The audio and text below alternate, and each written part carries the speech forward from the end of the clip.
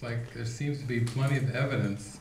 It's part of this thought system, like, here's what could happen to you. It's bad, it's really bad, and it takes these forms. And you may not know which one that you would end up in, but if you don't keep it together, you're going to end up in one of them. And of course that's like the thaw, that's the threat. Instead of chopping people's heads off, the ego just says, you know, you're going to end up in a bad way if you don't keep it together. So there's an enormous amount of energy pushed towards keeping it together, keeping it together. And also, if you don't have an alternative, if you don't have an experience that if you really don't try to keep it together, all will fall down, fall apart, and you will have that magic carpet ride, coming underneath you. Like that song from Aladdin, I can show you the world, shining, shimmering, splendid.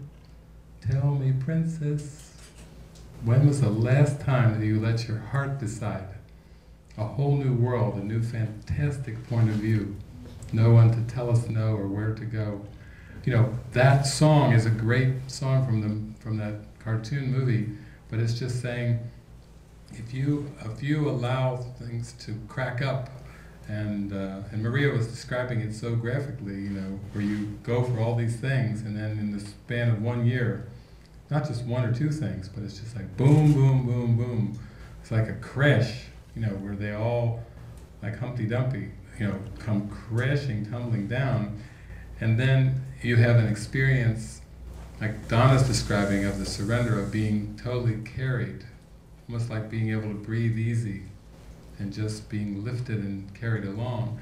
Then that will build trust in this new way, this way that's unknown to the world, unknown to the ego. That this wasn't in the history books we read. Nobody put it in the history books. Oh, here's the spiritual journey, and this is what's going to happen, da da da. We had to start reading Joseph Campbell, learning about mythology.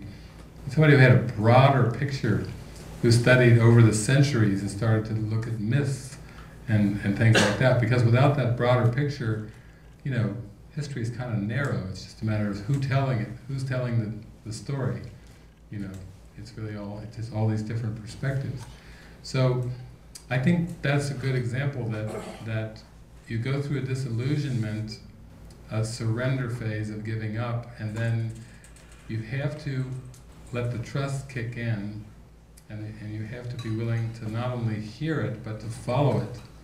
When that's what you were getting, I'm sure, a lot was guidance, prompts, hearing Jesus speaking to you, and a willingness to just follow. Say, okay, thank you, and to follow, follow, follow. It won't do any good if it crashes down, and even if you get a good feeling inside and you feel some guidance coming, but if you wouldn't listen to it, then, oh great, it's just a crash. And the ego will come right in and interpret the crash. You loser! Oh, it's happy.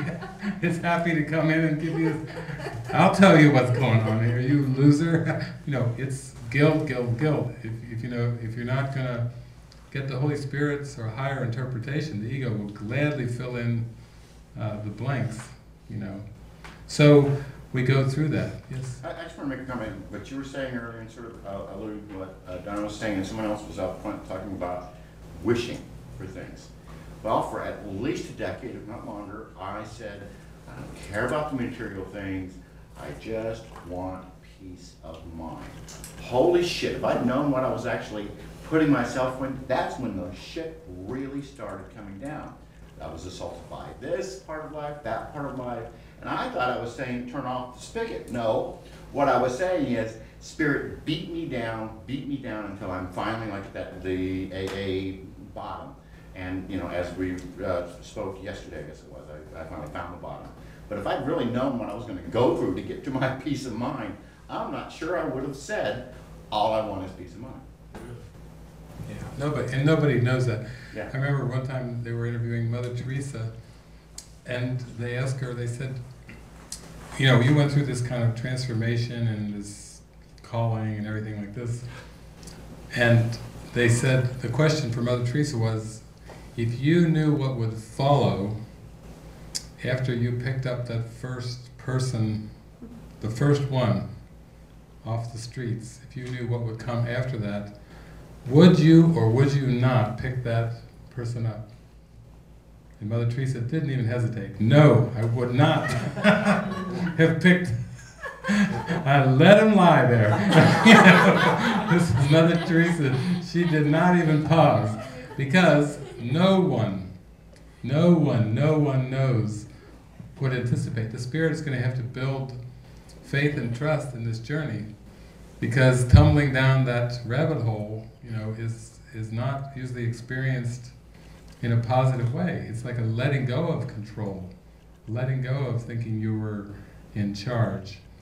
As we hear people from different careers, different walks of life, different roles with different duties and obligations, all start to take this inward journey where they wound themselves into an ego world, and now the Holy Spirit is unwinding them from this ego world. Like a screw, you can't just, if you started to unscrew a screw and you just said, get the pliers, I'm just going to yank it out, you probably would rip the wall out. It has to be turned.